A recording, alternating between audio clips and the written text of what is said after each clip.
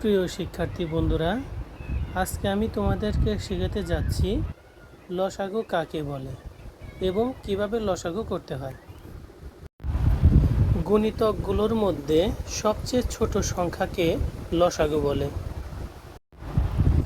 এখানে 3 এবং 5-এর লসাগু আমরা কিভাবে করব সেটি তোমাদেরকে করে দেখাবো।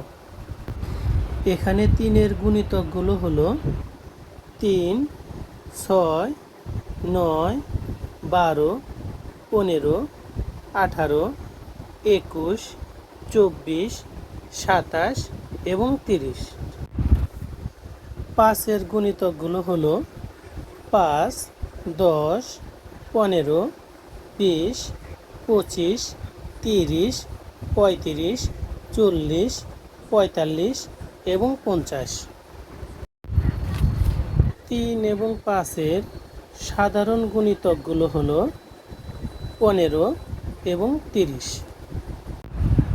যেহেতু সাধারণ গুণিতকগুলোর ভিতরে সবচেয়ে ছোট সংখ্যাকে লসাগু বলে, সেহেতু এখানে সবচেয়ে ছোট সংখ্যা হচ্ছে 15। অতএব এখানে লসাগু হবে 15।